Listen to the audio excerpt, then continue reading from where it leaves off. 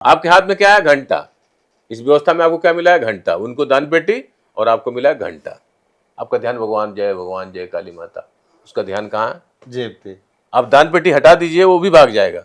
बोला यहीं कृष्ण भगवान झूला झूलते थे, वो झूला छुआ दिया, बोला पैसा लाओ। जीवन में पहली बार 300 रुपया मैंने किसी मंदिर में दान किया और वही कान पकड़ लिया। अगर श्री कृष्ण भगवान हमारे यादव लोगों के भगवान हैं तो यादव लोगों को जाकर कहना चाहिए भैया तुम हटो यहाँ से, ये हमारे भगवान है, हम पुजारी बनेंगे। कौन पुजारी है वहाँ? सारे पुजारी वही हैं। कोई तो कोई आज तक नहीं देखा कोई यादव बैठा है। धर्म के खिलाफ काम कर रही हो। शूद्र को पढ़ाना, नारी को पढ़ाना पाप है, तुम पाप कर रही हो। अब जैसे सावित्रीबाई फुले शिक्षा दी 150 साल पहले, हाँ। किसी सिलेबस में कहीं किसी स्कूल में सावित्रीबाई फुले का फोटो बना है? ये वीडियो मेरे खुद के लिए बहुत खास है। जो व्यक्ति आज हमारे इस वीडियो में हैं, जिनसे मैं बातचीत करने वाला हूं, इनसे जब मेरी पहली मुलाकात हुई थी, उस दिन मेरे जीवन में एक ऐसी घटना घटी या मैंने कुछ ऐसा सीखा जिसने जीवन की दिशा बदल दी। मेरे साथ देवेंद्र यादव जी हैं। बांसपार बहरवा, बलिया का एक छोटा सा गांव, जहां से पढ़ाई लिखाई करके आगे निकला एक व्यक्ति जो भारतीय रेलवे का कर्मचारी बनता है, एक दिन वीआरएस ले लेता है। क्यों? इसलिए क्योंकि समाज को परिवर्तित करना चाहता है, समाज को एक दिशा देना चाहता है, उस समाज को जो दिशाहीन और भटका हुआ था। इसी व्यक्ति की, इन्हीं की, देवेंद्र यादव जी की एक छोटी सी स्पीच सुनकर मैं पूरी अपनी जीवन की दिशा बदल देता हूं। और जाने कितने ऐसे विनीत इन्होंने अपने वक्तव्यों से, अपनी कही बातों से बनाए होंगे।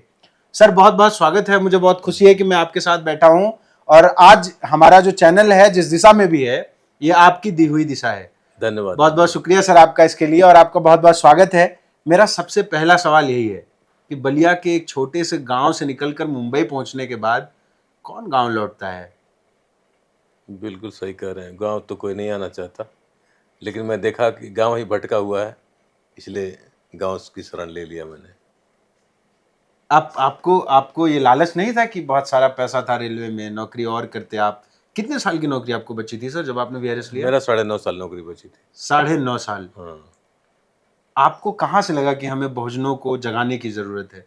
शुरू से ही आपने ये क्रांति का बीड़ा तो लेके आप नौकरी में नहीं गए होंगे? नहीं, क्या आप मुझे मैं तो पूरा कट्टर धार्मिक था और खूब धागे वोगे पहनता था, सुबह सुबह हनुमान चालीसा पढ़ता था, लेकिन अंदर से इतना मन नहीं रहता था, बस परंपराओं को ढोता था कि भाई चलो सारे लोग करते हैं तो हम भी कर लेते हैं, एक कोटा पूर्ति करता था।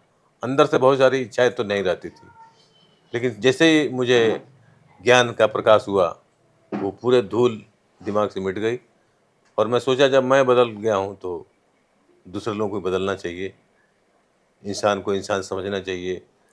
जो सत्य की मूवमेंट है, जो हमारे महापुरुषों ने चलाई, और हम उनके अगर लायक संतान हैं, लायक संतान मानते हैं जी, तो इस लायकी को आगे बढ़ाते हुए समाज को लायक बनाया जाए, इसके लिए मैंने वीआरएस लिया। नहीं, मैं जैसे जीवन में मैं आज यहाँ हूँ तो मैं जानता हूँ कि मेरा प्रतापगढ़ का वो कार्यक्रम मुझे अब भी याद है। उस कार्यक्रम से मैं यहाँ पहुंचा। आपके जीवन में भी कोई घटना घटी होगी, आप अगर पक्के कट्टर पाखंडी थे और आपके हाथ में भी मोटा कलावा था। तो हमारे गुरु जी थे, उन्होंने कैडर दिया था जी। एक दादर में स्कूल है, तो वहाँ पे मुझे पकड़ के ले गए। वो बहुत दिन से हमारे ऊपर उनकी नज़र थी। वो बोलते थे रेलवे की हड़ताल करा देता है और ये गलत जगह फंसा हुआ है, इसके अंदर कुछ तो नहीं लीडरशिप क्वालिटी है, मगर ये गलत जगह लगा है, 2-3 हज़ार कर्मचारियों के पीछे पूरा लाइफ ख़राब कर रहा है ये, तो क्यों ना इसको हम ऐसा कैडर दे दें कि जो 100 करोड़ का जो समाज है भटक भटक गया है, गलत दिशा को पकड़ लिया है, तो उसको बदलने के लिए ऐसा आदमी चाहिए। तो मेरे पीछे पड़े और मुझे कैडर दिया, तो उन्हीं का क्रेडिट कहा जाएगा जो आज मैं लोगों को बदल पा रहा हूँ थोड़ा बहुत।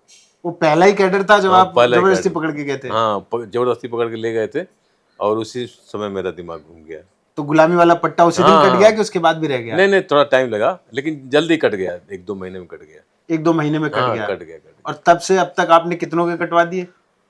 अब मैं किसी को काटने को नहीं बोलता हूँ, बता देता हूँ ये गुलामी का प्रतीक है और आपको मेरे सामने नहीं काटना है, आपको घर जाके सोचिए, आपको अगर अच्छा लगता है तो पहने रहिए और अगर खराब लगता है तो आप खुद काट के फेंकिए। हम गुलामी का एहसास कराते हैं, हम किसी का काटते नहीं। आप गुलामी का एहसास करा देते हैं, हाँ, एहसास करा देते हैं। गुलाम को गुलामी का एहसास भाई हाँ, गुलाम को गुलामी का एहसास करा दो, गुलाम अपनी बेड़ियां खुद तोड़ के फेंक देगा। जिसको एहसास नहीं होता वो पाने रहता है। पर एक बड़ी आबादी है सर जिसको इस बात का एहसास नहीं है। हाँ, तो जो अच्छे से प्रशिक्षण ले लेता है वो बदल जाता है, वो नहीं रहता है।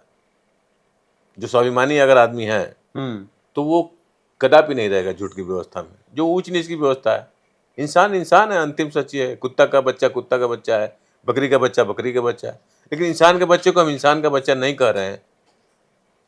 तो ये तो बहुत बड़ा ये झूठ है।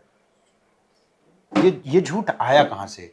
मतलब आप लोग तो हमसे ज़्यादा समझदार हैं और जैसे मैं भी तकरीबन अपनी जीवन के 22-23 साल मैंने उसी झूठ के साथ बिताए हैं और तकरीबन हम वही उड़ते हैं, बिछाते हैं, खाते हैं, पीते हैं, चबाते हैं, हमारी नसों में वो झूठ बहता है।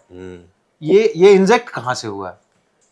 ये तो कुछ मुट्ठी भर लोग थे जिनको लगा कि भाई ये सच की व्यवस्था जो है हमको फ़ायदा नहीं पहुंचाती है, सच की व्यवस्था में हमारा सम्मान नहीं है, तो झूठ की व्यवस्था बनाओ जिसमें हमको सम्मान ही सम्मान मिले, बाकी को अपमान ही अपमान मिले, बाकी लोग गुलाम ही गुलाम रहें और हम सबसे ऊंचे बैठ करके ऊंचे ओहदे पर काम कुछ ना करें, ना अनाज पैदा करें, ना दूध पैदा करें, ना चमड़े का काम करें, फिर भी हम ऊंचे रहें। तो उन्होंने एक सॉफ्टवेयर तैयार किया और उस सॉफ्टवेयर को क्या किया, लागू करा दिया। झूठ भी अनंत सीमा तक फैल सकता है अगर झूठ का दर्शन, झूठ का इतिहास और झूठे संस्कार अगर स्थापित कर दिए तो झूठ भी फैल जाता है, सच दब जाएगा। अगर सच का विचार और सच का साहित्य और सच का जो दर्शन है या जो झूठ सच का जो संस्कार है, अगर वो इम्प्लीमेंट नहीं है तो सच दब जाता है। सर, जो सच हजारों सालों से दबा है, लोग कहते हैं ना कि कम से कम 2000 साल का तो इतिहास है सच दबाने का। आपको लगता है कि एक अकेले देवेंद्र यादव जी ये परिवर्तन ला पाएंगे? नहीं, इसके लिए तो लाखों लोगों को लगना पड़ेगा। तो इसके लिए तो हम लोग कैडर दे रहे हैं, कैडर में लोग तैयार होते हैं तो फिर वो आगे अपना लोगों को तैयार करते हैं। एक आदमी के बस का नहीं है। एक आदमी के बस का नहीं, नहीं। नहीं। कभी आपको ऐसा नहीं लगा घर पे बच्चों ने या आपको आपकी पत्नी ने, परिवार वालों ने कहा हो कि हाँ, पत्नी मजाक बोलती थी, देखते हैं कितने लोग जगाते हैं। मैं बोला हमारे डिक्शनरी में असंभव शब्द नहीं है, हमने असंभव शब्द का काला में काट दिया है। कोई भी मिशनरी आदमी होता है वो तय कर लेता है कि हम समाज को बदल देंगे, तो वो रास्ते बनाता जाता है। झूठे लोग भी बहुत मिशनरी रहते हैं, उनके भी दिमाग में ये बात रहती है कि हम समाज को झूठ की दिशा में मोड़ देंगे। पक्के मिशनरी होते हैं, शादी में नहीं करेंगे, वो झूठ के प्रति रात दिन वो काम करते हैं, मेहनत करते हैं झूठ को फैलाने के लिए। वो उसके प्रति वो पूरा जीवन संघर्ष करते हैं अपनी वर्चस्व, क्योंकि उनका वर्चस्व खत्म हो जाएगा। झूठ अगर खत्म हो गया पर वो तो उसको ले जाके जोड़ देते हैं कि हम राष्ट्रहित में हमने शादी नहीं की है। नहीं। जो अच्छे सच के मिशनरी लोग हैं वो समझ जाते हैं कि ये झूठे लोग हैं और झूठ को फैलाने के लिए काम कर रहे हैं। और आप सच फैला रहे हैं। हम सच फैला रहे हैं, हम बता रहे हैं भाई इंसान इंसान है, पत्थर है, इंसान इंसान है, बकरी का बच्चा बकरी का बच्चा है, कुत्ता का बच्चा कुत्ता का बच्चा है, इंसान का बच्चा इंसान का बच्चा। जैसे आप एक कपड़ा पहने हैं, ये अंतिम सच क्या है, कपड़ा है। लेकिन व्यापारी जा रहा है, कर भैया हमको कपड़ा चाहिए, कौन सी कंपनी का, रेमंड का मुहर रखा है, रेमंड का ठप्पा लगा दिया। अच्छा, दूसरा व्यापारी क्या पूछा, भैया अरविंद कॉटन मिल का चाहिए, अच्छा अरविंद चाहिए, अरविंद का मुहर निकाला, अरविंद का ठप्पा लगा दिया। अच्छा, तीसरा व्यापारी पहुंचा, मुझे भैया सियाराम का कपड़ा चाहिए, सियाराम की मुहर लगी है, सियाराम का ठप्पा लगा दिया। उसी तरह बच्चा पैदा हो रहा है, यादव बच्चा, मौर्य बच्चा, कुर्मी बच्चा, धोबी बच्चा, पासी बच्चा, ये तो ठप्पा है। यही तो सत्य है। यही सत्य है कि अंतिम इंसान है, सर इंसान है, ये ठप्पा लगाया गया है। नहीं, पर हमारे सिस्टम में तो लोग यही मानते हैं ना कि यही सत्य है कि मैं मान लीजिए जैसे लोग मुझे कहे कि तुम यादव हो, कुर्मी हो, या मैं एक ठप्पा लगा लूं, तो हम तो इसी तरीके से सोचते हैं। तो गलत ठप्पे के साथ जी रहे हैं, इसलिए तो गुलामी में है वो, इसीलिए तो उनकी पिटाई हो रही है, इसीलिए तो शासन प्रशासन से दूर हो रहा है, इसीलिए तो फूलन देव जैसी महिला का शारीरिक शोषण हो गया, इसीलिए तो आपका अलीगढ़ में कौन सा कांड हुआ जो कासगंज एक लड़की को रात में जला दिया गया। हाँ, क्यों ऐसा हो रहा है हमारे लोग हाथरस, हाथरस में क्यों ऐसा हो रहा है? क्योंकि हमारे लोग झूठ की व्यवस्था में जी रहे हैं, झूठ को अंगीकृत, उसके व्यवहार में झूठ है। वो जातियों को मान रहे हैं, ईश्वर अल्लाह को मान रहे हैं, वो स्वर्ग नरक को मान रहे हैं, जो पूरी तरह सच पे आधारित नहीं है। आप तर्क करेंगे तो ये सारा झूठ खत्म हो जाएगा। हमारे लोगों ने तर्क करना सिखाया, बुद्ध हो, कबीर हो, फुले हो, साहू हो, अम्बेडकर हो, कह रहे भाई तर्क करो, हमारी बात मत सुनो। सदियों से कोई चीज चली आ रही है उसको भी मत सुनो, अपने दिमाग की सुनो। बुद्धं शरणं गच्छामि है क्या? अपनी बुद्धि के शरण में जाओ। लेकिन लोगों ने उसको धर्म से जोड़ दिया और समाज को कट कर दिया। धर्म वरम नहीं है, साइंस है। आप ये गुलामी को ऐसे कुछ समझा रहे थे? हाँ, ये गुलामी का प्रतीक। कैसे? किसी ने कह दिया हम मुंह से निकले हैं बाकी पैर से, तो झूठी व्यवस्था है ना। कोई पैर से निकल सकता है क्या? वहाँ कोई बच्चेदानी सेठ है क्या? अब बोला इसको तुम नहीं मानोगे तुमको हम नरक में भेज देंगे। और नरक में क्या रखा है? गरम तेल का कड़ाहा, आपको पकौड़ा जैसा तल दिया जाएगा। तो आदमी डर के मारे झूठ को मानते। ये झूठ है। अच्छा, सही में ऐसा कोई कड़ाहा होगा? आप लोग तो तो तर्क करने वाला आदमी भाई, जो अगर वहां है कोई, कौन गया है कि बताएगा वहां क्या क्या रखा है? अगर कोई मर गया है तो मर के वापस आया है क्या बताने के लिए हम वहां कड़ा में जल के आया हूँ? सबको तो तुम स्वर्ग ही लिख रहे हो, किसी को तो आज तक लिखे नहीं कोई नरक में गया है। जहाँ लिखा जाता है स्वर्ग लिखा जाता है। हाँ, तो किसी को नरक भेजे ही नहीं, तो कहाँ उस देखेगा बेचारा कि वहां कड़ा रखा है, क्या क्या रखा है। तो झूठ, देखिए झूठ वो चीज है जो सिद्ध नहीं होती है, सच सिद्ध हो जाता है। आप ऑक्सीजन और हाइड्रोजन मिलाएंगे तो पानी बनेगा। अमेरिका में भी ले जाएंगे पानी बनेगा, जापान में भी पानी बनेगा। पानी को ठंडा करेंगे बर्फ बनेगा, अमेरिका में भी बनेगा, जापान में भी बनेगा, इंडिया में भी बनेगा। तो सच तो हर जगह सिद्ध हो जाता है, इसलिए झगड़े नहीं होते हैं। सच की व्यवस्था में झगड़े, जो सच की व्यवस्था में जो आ गए हैं, वो अगर वो सच्चे सच के अनुयायी हैं, वो आपस में झगड़े नहीं करते हैं। अब जैसे मैं मौर्य मान ली हूँ, या कोई यादव है, कोई कुर्मी है, अगर सारे लोग कैटराइज हो गए कि भाई हम मनुष्य हैं, हम न मौर्य हैं, न हम यादव हैं, न कुर्मी हैं, वो आपस में कभी झगड़ा करेंगे ही नहीं। अब जितने कैटराइज लोग देख लीजिए, वो शादी भी अपने बेटियों की कर देंगे, लड़कों की आपस में शादी भी कर देंगे, क्योंकि जाति पाति को नहीं मानते हैं, वो ऊंच नीच को नहीं मानते हैं। वो कभी झगड़ा करेंगे नहीं। या तो मौर्य से नहीं लड़ेगा, मौर्य कुर्मी से नहीं लड़ेगा, कुर्मी धोबी से नहीं लड़ेगा, कुर्मी पासी से नहीं लड़ेगा, क्योंकि सारे समझ गए सिस्टम को, भाई हमको झूठ में फंसाया गया है। झूठ है तो नफरत है। जाति को मान रहा है तो कोयरी से लड़ रहा है, कोयरी कुर्मी से लड़ रहा है, कुर्मी पासी से लड़ रहा है। झूठ में फंसा हुआ। झूठ से नफरत पैदा होती है, सच से प्रेम पैदा होता है। इसलिए हम सच के पुजारी लोग हैं, सच की परंपरा को मानने वाले लोग। हम समण परंपरा को मानने वाले लोग। समण मतलब समता में रमण करने वाले लोग, समता को मानने वाले लोग, सबको एक बराबर मानने वाले लोग हैं हम लोग। जो नहीं मान रहा है इंसान को इंसान, वो अलग है। उसने गलत सॉफ्टवेयर तैयार किया है, हमारे दिमाग घुसा दिया। ये सॉफ्टवेयर इस हार्डवेयर को चला रहा है। अगर यहाँ सॉफ्टवेयर ऊंच नीच का है, भेदभाव का है, ईश्वर अल्लाह का है, स्वर्ग नरक का है, तो आप पक्के झूठे आदमी हैं। आपने समाज को दिया क्या? भेदभाव दिया, नफरत दिया, लोगों को लड़ा दिया, न शिक्षा दिया, न स्वास्थ्य दिया, न बिजली दिया, न सड़क दिया, न रोजगार दिया। ये सब चीज़ों से हटा करके लोगों को झूठ में फंसा दिया। लोग लड़ रहे हैं, मर रहे हैं, और आपकी राजनीति चल रही है। तो कहते तो ये है कि राम नाम सत्य है। राम सत्य है तो बच्चा पैदा हो रहा है, वहां भी कह दीजिए राम नाम सत्य। सत्य तो हर जगह सत्य होती है ना। अगर ये मार्कर पेन है, इसको रूम में ले जाएंगे तो भी वहां मार्कर कहलाएगा, सड़क पे ले जाएंगे तो मार्कर कहलाएगा। अगर राम सत्य है, चलिए कोई बात नहीं, राम को हम सत्य मान लिए, राम नाम मरते समय सत्य है, तो बच्चा पैदा होते समय भी सत्य होना चाहिए। सत्य चीज हर जगह सत्य होती है। सत्य तो हर जगह सत्य होना ही चाहिए। तो हम राम नाम सत्य नहीं बोलते। कोई मर जाता है तो हम बोलते। अब जैसे सावित्रीबाई फुले शिक्षा दी 150 साल पहले, किसी सिलेबस में कहीं किसी स्कूल में सावित्रीबाई फुले का फोटो बना है? महाराष्ट्र में तो ठीक है, वहां मिल जाएगा, बाकी स्टेट में क्यों नहीं मिल रहा भाई? वो 150 साल पढ़ाने गई है तो लोगों ने ये कहते हुए उसको घर से निकाल दिया कि तुम धर्म के खिलाफ काम कर रही हो। शूद्र को पढ़ाना, नारी को पढ़ाना पाप है, तुम पाप कर रही हो। लोगों ने मराठी में बोलते हैं डगर मारा। लोगों ने डगर मतलब पत्थर से मारा उसको। पढ़ाने जाती थी, गोबर फेंकते थे, वो एक साइड एक्स्ट्रा लेके जाती थी। लेकिन कहीं सरस्वती के रूप में वो स्थापित नहीं है, किसी सिलेबस में स्थापित नहीं है कि शिक्षा की असली देवी कौन है?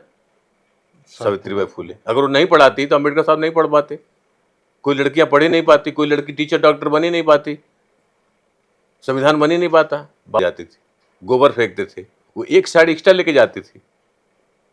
लेकिन कहीं सरस्वती के रूप में वो स्थापित नहीं है, किसी सिलेबस में स्थापित नहीं है कि शिक्षा की असली देवी कौन है, सावित्रीबाई फुले। अगर वो नहीं पढ़ाती तो अम्बेडकर साहब नहीं पढ़ पाते, कोई लड़कियां पढ़ ही नहीं पाती, कोई लड़की टीचर डॉक्टर बन ही नहीं पाती, संविधान बन ही नहीं पाता। बाबा साहब तो यही कह रहे हैं ना अंग्रेजों से कि आप भारत छोड़ के जा ही रहे हो तो जाते जाते एक संविधान बना दो, नहीं संविधान बनाओगे तो अब इस झूठ की व्यवस्था में हमारे लोग हैं, अरे भैंस चराएंगे, गडरिया भेड़ चराएंगे, धोबी कपड़ा धोएंगे, चमार चमड़े देश मनुस्मृति से चलेगा, देश मनुस्मृति से चलेगा।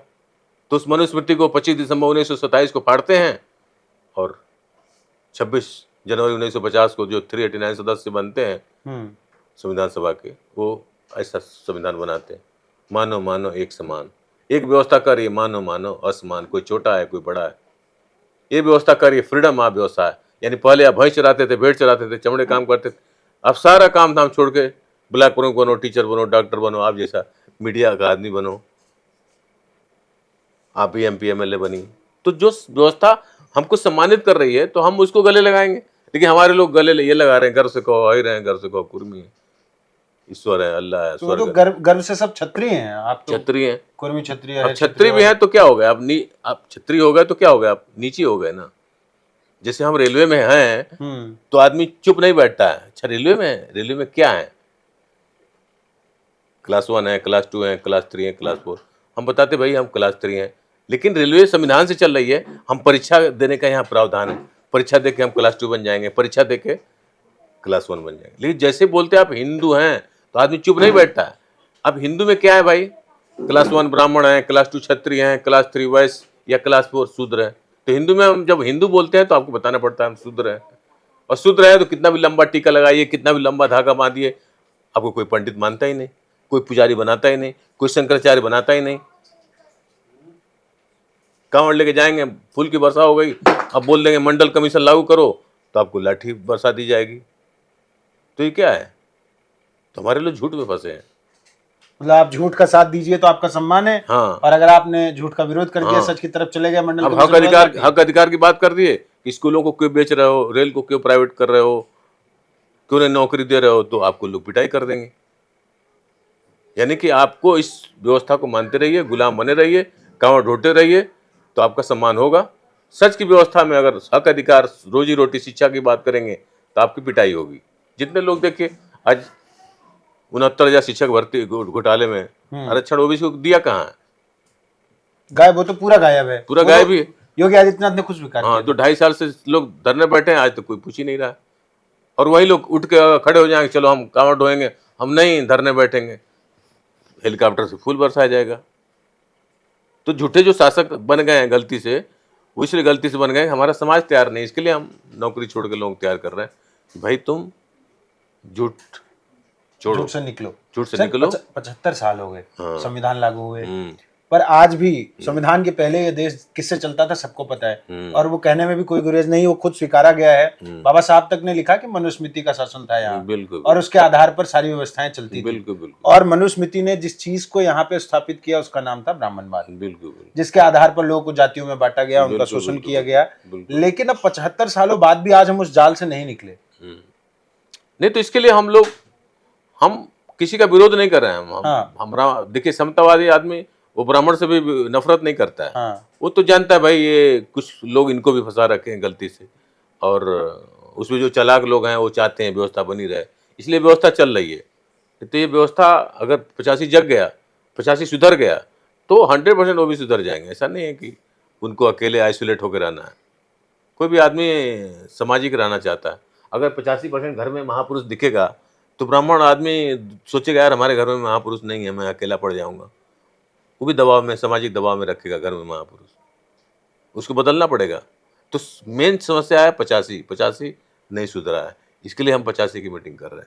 ये 85 सुधर जाएंगे? हाँ, 85 सुधर जाएंगे तो ब्राह्मण भी सुधर जाएगा, क्षत्रिय तो वैसे भी इस व्यवस्था में नीच है, नीच तक स्वाभिमानी आदमी क्यों नीच रहना जाएगा, वो भी सुधरेगा, वैसे भी सुधरेगा, सारे सुधर जाएंगे। 85 तो सुधारिए, सब सुधरेगा। आप जिस जिद पे हैं उस जिद पे आने के बाद बहुत सारे लोग हैं, जैसे हम लोग के साथ बहुत बारी घटनाएं हुई कि गांव चले जाते हैं तो शुरू के दिनों में याद है लोग पागल घोषित कर देते थे। होने दीजिए। हमारे एक मित्र हैं, बड़े भाई हैं, उनको भी लोगों ने गांव में पागल घोषित कर दिया। आपको भी लोगों ने पागल घोषित करके?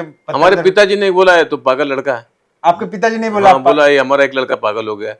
लेकिन आज हमारे घर में सारे लोग हमारे विचार पे चल रहा है, मेरा पूरा गांव हमारे विचार पे चल रहा है, गांव के पड़ोसी जो गांव है वो भी इसी विचार पे चल रहा है। पिताजी अभी हैं? हाँ, पिताजी हैं। तो उन्होंने कभी कहा कि नहीं ठीक नहीं, है? अभी वो कहते हैं कि सबसे अच्छा लड़का मेरा यही है, क्योंकि हम जाते हैं तो सेवा भी करते हैं, दवा भी करा देते हैं, और सिस्टम समझ गए हैं कि ये अच्छा कर रहे हैं। तो वो कहते हैं हमारे मरने के बाद उनको मत बुलाना, जो खटिया मचिया मांगते हैं स्वर्ग में हमको सुलाने के लिए। अरे जिंदा हमारी जो सेवा नहीं कर रहा है तो मरने के बाद कौन देख रहा है, तो उनको मत बुलाना बोलते हैं। उनका वीडियो में रिकॉर्ड किया हूँ। उन्होंने पहले से ही कह दिया हाँ, है कह कि दिया कि हमारे मरने के बाद पाखंड और हाँ, पाखंडियों से दूर हाँ, रहो। पाखंडियों को मत बुलाना, उनसे कोई संस्कार मत कराना। तो जो आदमी अज्ञान रहता है वो शुरू में आपको पागल बोलता है। तो जो हमारे घर के लोग भी अज्ञान थे, हमको पागल घोषित किए, लेकिन आज हमारे लोग सब हमारी बात मान रहे हैं। अच्छा, इस व्यवस्था का रिप्लेसमेंट क्या है? हम्म, मतलब इस व्यवस्था का हम्म। को हटाया ही जाए तो लोग क्या अपनाएं? उनके लिए क्या व्यवस्था है? लोग को यही मैं बोल रहा हूँ भाई, ध्यान करिए। कोई भी स्टार्टिंग कार्यक्रम होता है, शादी विवाह गृह प्रवेश, उन पाखंडियों को मत बुलाइए। आप कार्यक्रम की शुरुआत ध्यान से करिए। ध्यान ज्ञान का मार्ग है। श्रवण परंपरा हमारी पहचान है, तो श्रवण परंपरा के लोग हैं तो श्रवण परंपरा जीवित हो जाएगी। और ध्यान यानी ज्ञान, ज्ञान कह रहा मानो मानो एक समान, एक समान लोगों के लिए एक संविधान है तो संविधान की शपथ करा देते हैं। और ध्यान यानी ज्ञान, ज्ञान के प्रतीक जो वास्तविक आइकान है, कैलेंडर जो आपने महापुरुष घर में रखे हैं, ये हम घर घर बंटवा देते हैं। तो जहां जहां आप जैसे जौनपुर में देखिए लोग बदल गए, बलिया, गाजीपुर, आजमगढ़, जहां जहां कार्यक्रम हो रहा है लोगों में बदलाव है। तभी तो आज संसद के अंदर संविधान दिख रहा है, संविधान के साथ लोग खड़े हैं। पहले तो संविधान को छूता भी नहीं था। तो ये लोगों की जागरूकता का परिणाम है कि आज लोग संविधान की तरफ खड़े हैं। संसद के अंदर देखिए दो पक्ष हो गया, संविधान को मानने वाले लोग और दूसरा संविधान को नहीं मानने वाले लोग। तो जो संविधान को नहीं मानता है वो क्या है? देशद्रोही है। आने वाले समय में जो संविधान को नहीं मानेगा, अब 10 साल बाद देखिएगा, जो भी संविधान को नहीं मानेगा जनता खुद कहेगी ये देशद्रोही है, इसको न MP बनाओ, न MLA बनाओ, न इसको ब्लैक करो, कुछ नहीं बनाएगी इसको। ये 100% सच है। असली देशभक्त वही है जो संविधान मानता है। असली देशभक्त वही है जो संविधान को मानता है। पर आपको पता है कि संविधान की प्रस्तावना 3वीं और 6वीं क्लास के बच्चों को पढ़ाई जाती थी, उनके सिलेबस में थी, हटा दी गई है। वो इसीलिए सब चीज़ हटा दिया जाएगा। दिल्ली के सिलेबस में कंचाइले सब जो किताबें थी हटा दी गई। जो भी तर्क वाली बातें हैं, जो ज्ञान वाली बातें हैं, जो महापुरुष ज्ञान की बातें कर रहे हैं, किधर? हम तो नौकरी पा गए। नौकरी पाने के 20 साल तक हमको कोई नहीं बताया अम्बेडकर कौन है, फूले कौन है, साहू कौन है। तो सोचिए, नौकरी पाने, जिस संविधान से हमको नौकरी मिली उसके बारे में हमको 20 साल तक नहीं पता चला, तो कितना घोर घनघोर अंधेरा लोगों ने छाया है। सावित्रीबाई फूले को हम नहीं जान पाए, उसकी समाधि है फूलेवाड़ा में, शिक्षा की असली देवी है, लेकिन आज तक हमको बताया नहीं गया शिक्षा की देवी। तो हमने कविता बनाई, दर्द मजलूम का सुनाएगा कौन, इनकी आवाज उठाएगा कौन, सावित्रीबाई फूले को बताएगा कौन, असली सरस्वती के रूप में इसे बताएगा कौन, अंग्रेज थे इस देश के भाग्य विधाता, ये असली बात बताएगा कौन। अंग्रेज नहीं आते, हमें शिक्षा का अधिकार नहीं मिलता, सावित्रीबाई फूले पैदा नहीं होती, बाबा साहब अम्बेडकर पढ़ नहीं पाते, और ये संविधान नहीं बन पाता, और संविधान नहीं बन पाता तो हमको नौकरी नहीं मिलती। आज हम भैंस चरा रहे होते झूठ की व्यवस्था में।